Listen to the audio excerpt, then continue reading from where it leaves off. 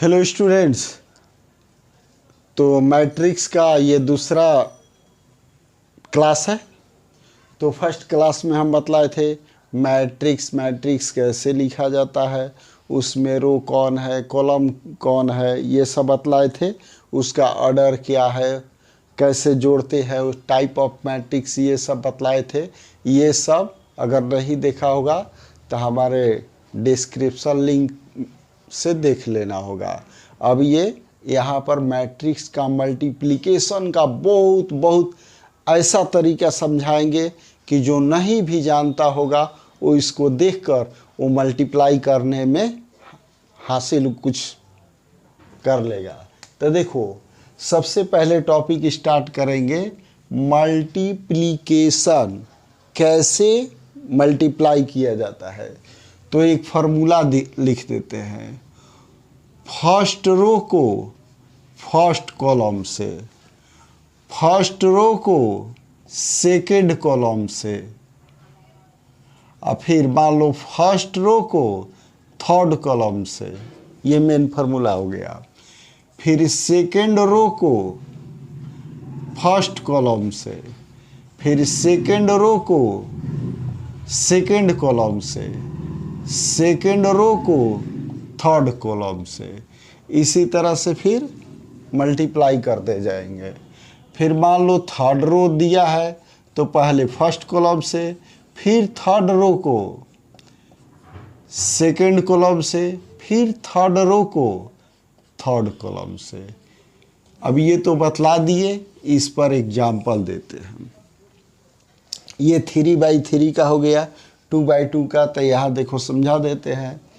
जैसे मान लो ए मैट्रिक्स दिया हुआ है 1 2 3 4। मैट्रिक्स बी दिया हुआ है 4 1 2 2। तो ए और मल्टीप्लाई बी, अभी मल्टीप्लाई करना है। तो पहले ये लिखेंगे 1 2 3 4। ये मल्टीप्लाई होगा 4 किससे, 4 2 1 2। ये हो गया ए और ये हो गया बी। तो देखना है ये इस रो को फर्स्ट कॉलम से, फिर इसी रो को सेकेंड कॉलम से। अगर इधर भी रहता तो फिर इसी रो को, यानी इस एक रो को सभी कॉलम से मल्टीप्लाई करना होगा। तो कैसे करेंगे देखो, 1 × 4, 1 × 4, फिर यहाँ प्लस दे देंगे 2 × 1, 2 × 1, ये हो गया। अब फिर इसको सेकेंड कॉलम से, तो 1 × 2 प्लस 2 × 2। तो फर्स्ट रो से फर्स्ट कॉलम सेकेंड कॉलम से मल्टीप्लाई कर दिए। अब उसी तरह से सेकेंड रो को फर्स्ट कॉलम से, तो 3 × 4 प्लस 4 × 1। अब सेकेंड रो को सेकेंड कॉलम से 3 × 2 प्लस 4 × 2। यही हमारा मल्टीप्लाई हो गया। अब इसको लिख देते हैं। ये 4 और 2 6, यहाँ पर 4 और 2, ये भी 6 आ गया। 12 और 4 16, 6 और 8 14। तो ये हो गया मल्टीप्लाई। अब यहाँ पर मल्टीप्लाई होगा कि नहीं होगा इसका अब कंडीशन। ये ज़रूरी नहीं है कि ए में बी से मल्टीप्लाई हो जाएगा तब बी में ए से भी मल्टीप्लाई होगा, नहीं। देखो ध्यान दो, रो को कॉलम में सब मल्टीप्लाई करते थे। तो देखो रो का एलिमेंट और सेकेंड का कॉलम का एलिमेंट अगर सेम रहेगा तभी मल्टीप्लाई हो सकता है, नहीं तो नहीं। जैसे एग्जांपल देते हैं, मान लो 1 2 3 4 5 6 दे दिए। अब इसको मल्टीप्लाई करना है 1 2 3 4 6 7। अब यहाँ देखते हैं ये कभी भी मल्टीप्लाई नहीं हो सकता है ये। क्यों? कि इसमें रो कितने हैं 2 और इसका कॉलम कितने हैं 3। मल्टीप्लाई इम्पॉसिबल, मल्टीप्लाई नहीं हो सकता है क्योंकि 1 में 1 से 2 में 2 से ये बच गया। यानी रो का एलिमेंट और सेकंड का कॉलम का एलिमेंट अगर सेम हो तभी मल्टीप्लाई होगा और नहीं तो नहीं होगा। आगे समझ में?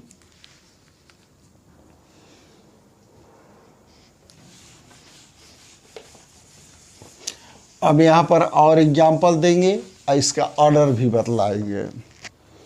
जैसे देखो एक एग्जाम्पल ले लो, ए मैट्रिक्स से 1 2 3 1 1 4 और बी 1 2 1 2 1 1, ये हो गया। अच्छा यहाँ ध्यान देना है इसका ऑर्डर क्या है। रो कितने हैं 2 और कॉलम कितना है 3। अब यहाँ पर रो कितने हैं 3 और कॉलम कितना है 2। ये ऑर्डर ऑफ ए, ये ऑर्डर हो गया किसका ए का और ये बी का। अब मल्टीप्लाई करते हैं ए मल्टीप्लाई बी।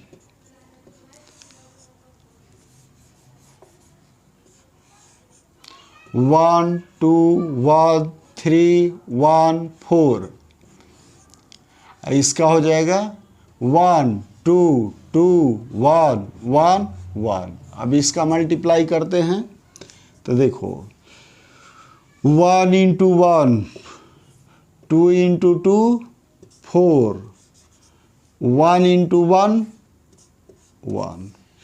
फिर फर्स्ट रो को सेकंड कॉलम से 1 इंटू 2 2 2 इंटू 1 2 और 1 इंटू 1 तो यहाँ पर 1। अब सेकंड रो को सभी कॉलम से तो 3 इंटू 1 3 1 इंटू 2 +2 4 इंटू 1 4 हो गया। अब इसको सेकेंड कॉलम से इसमें इससे इंटू करेंगे तो क्या होगा 6 1 में 1 से 1 4 में 1 से 4। ये हमारा हो गया प्रोडक्ट इसका ए बी का। तो यहाँ पर ध्यान देना है ये होगा 6, ये हो गया 5, आई हो गया 9, आई हो गया 11, ये हो गया प्रोडक्ट।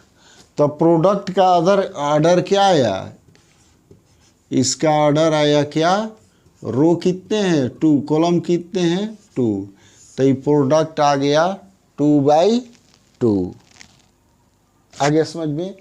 तो एक मल्टीप्लाई का ऑर्डर डायरेक्ट बताने का एक ट्रिक बतला देते हैं। जैसे मान लो यहाँ पर ए का ऑर्डर कितना दिया हुआ था 2/3, तो 2/3। अगर बी का ऑर्डर क्या था 3/2।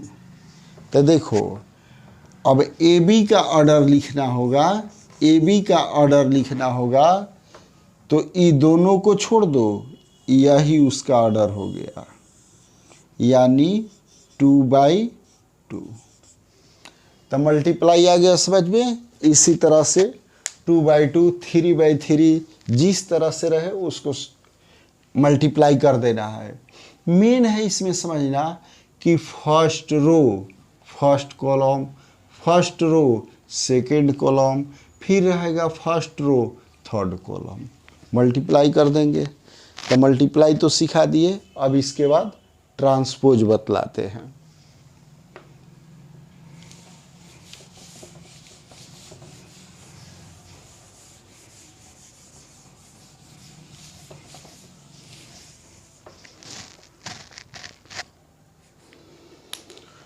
ये ऑर्डर ऑफ मैट्रिक्स हो गया। अब इसके बाद ट्रांसपोज, बहुत इंपॉर्टेंट है ये भी। Transpose of matrix, transpose of matrix. तो ट्रांसपोज में क्या करना है, रो को कलम में, कलम को रो में इंटरचेंज कर देंगे, वही हमारा ट्रांसपोज हो जाएगा। तो देखो ए हो गया, यहाँ पर 2 3 4 5। अब इसका हमको ट्रांसपोज निकालना है ऐसे। तो यहाँ पर रो को कलम में, ये रो है ऐसे, उसको कलम बना देंगे। तो 2 3 4 5 ऐसे है, तो ये लिख देंगे 4, ये हो गया 5। आ गया समझ में। फिर यहाँ पर अब ये ट्रांसपोज जो दिया था उसका फिर ट्रांसपोज निकालते हैं, यानी अब इसका ट्रांसपोज, तो रो को कलम में, तो ये होगा 2 4 3 5। इसका मतलब कि ये आ गया। तो यहाँ ऑब्जेक्टिव क्वेश्चन में किसी मैट्रिक्स का डबल ट्रांसपोज निकालेंगे तो वही मैट्रिक्स आएगा। क्लियर आ गया समझ में। ट्रांसपोज यानी रो को कलम में इंटरचेंज करना। जैसे 3/3 का ले लो, जैसे मान लो 1 2 3 4 1 4 2 3 4 दिया हुआ है। इसका ट्रांसपोज निकालना है तो क्या करेंगे, रो को कलम में चेंज कर देंगे। तो 1 2 1 1 2 1 3 4 4 3 4 4 2 3 4, तो ये हो गया 2, ये हो गया 3, ये हो गया 4, ये ट्रांसपोज हो गया। लेकिन यदि फिर इसको ट्रांसपोज करेंगे तो फिर यही आएगा। तो ये इम्पोर्टेंट हो गया ट्रांसपोज का। अब इसमें ट्रांसपोज में साइमेट्रिक और एस्क्यू साइमेट्रिक होता है। ये ट्रांसपोज आ गया समझ में, केवल रो को कलम में इंटरचेंज कर देंगे। अब इसी में ट्रांसपोज पर आता है साइमेट्रिक एस्क्यू साइमेट्रिक।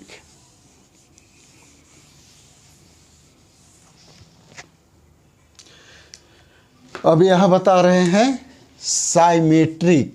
तो देखो साइमेट्रिक लिखने का नियम भी बतलाएंगे, डायरेक्ट कैसे लिखा जाता है, साइमेट्रिक का मतलब क्या होता है। तो यहाँ पर है साइमेट्रिक, साइमेट्रिक मैट्रिक्स,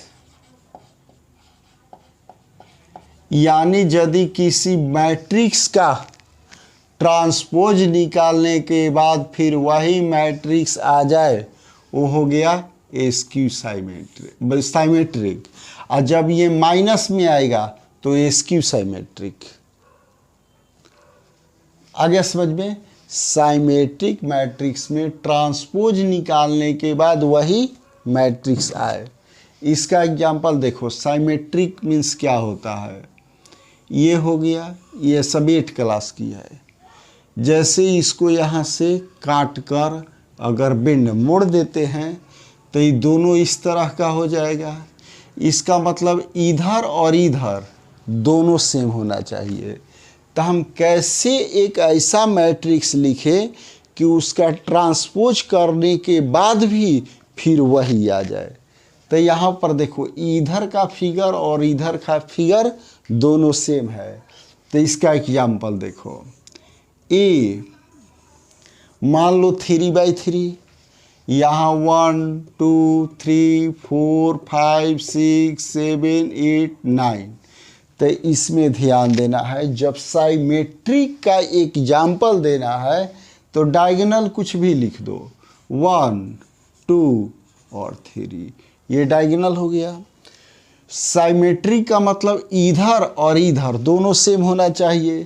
तो यहाँ मान लो 5, तो यहाँ लिखेंगे 5। अगर यहाँ लिखेंगे 6 तो यहाँ लिखेंगे 6, यहाँ लिखेंगे 7 तो यहाँ लिखेंगे 7। ये हो गया।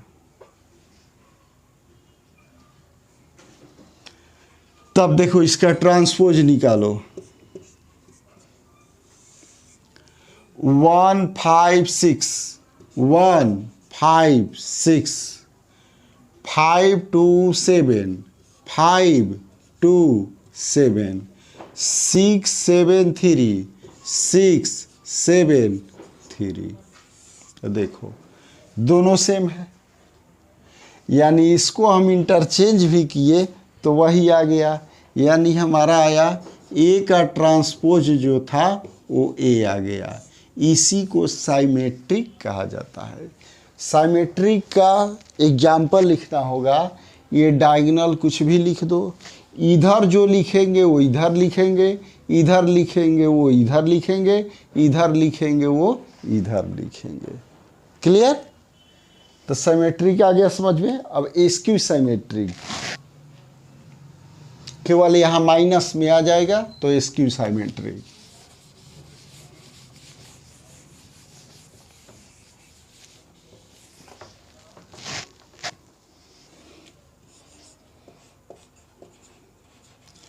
एस्क्यू साइमेट्रिक मैट्रिक्स में यदि उसका ट्रांसपोज माइनस में आ जाए वो एस्क्यू साइमेट्रिक है।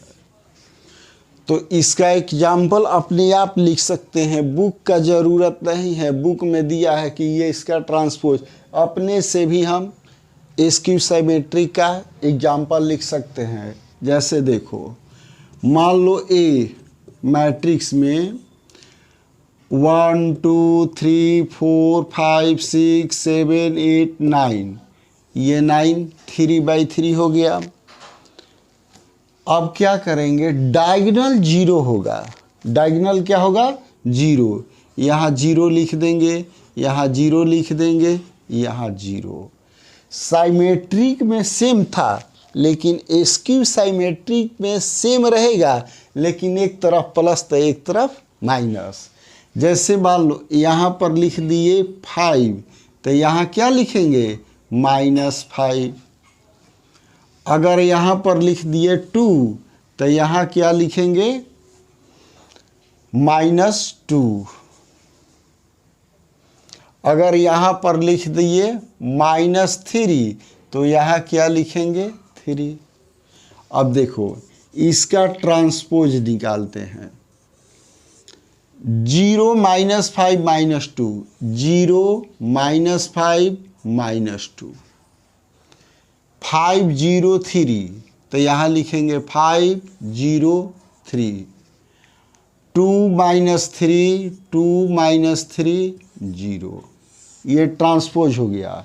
इसमें हम माइनस कॉमन ले लेते हैं, तो ये होगा 0, ये होगा -5, ये होगा -2, ये होगा 5, ये हो गया 0, ये होगा 3, ये होगा 2, यहाँ होगा -3, ये होगा 0। तो देखो ये और ये दोनों सेम हो गया, यानी ये किसके बराबर इक्वल हो गया? माइनस से। यानी ट्रांसपोज जब माइनस में आ गया तो वो हो गया एस्क्यू साइमेट्रिक। एस्क्यू साइमेट्रिक लिखने का नियम बतला दिए। अब यहाँ पर कुछ और यहाँ फार्मूला बतलाते हैं।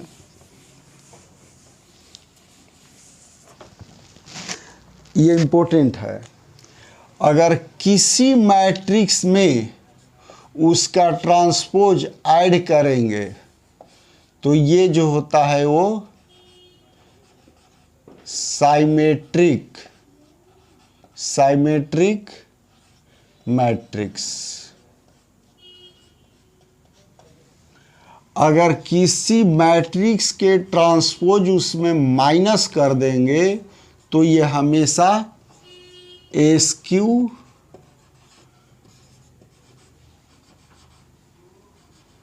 साइमेट्रिक मैट्रिक्स होता है। आगे समझ में? कोई भी मैट्रिक्स हो और उसका ट्रांसपोज दोनों जोड़े कर फिर ट्रांसपोज निकालेंगे तो वही आएगा। अगर कोई मैट्रिक्स में ट्रांसपोज माइनस करके ट्रांसपोज निकालकर माइनस कॉमन लेंगे तब जाकर वह होगा।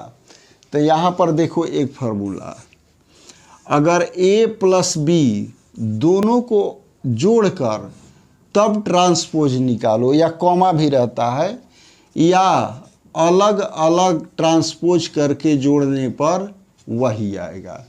ये ट्रांसपोज हो गया। आगे समझ में? तो इस सब को प्रैक्टिस कर लेना। अब इसके बाद में अगला क्लास में एडजॉइंट इन्वर्स के बारे में बतलाएंगे, और ये सब अच्छा से देखना होगा। और जो भी पीछे वाला क्लास है उसको डिस्क्रिप्शन लिंक से देख लेना होगा। Okay, bye.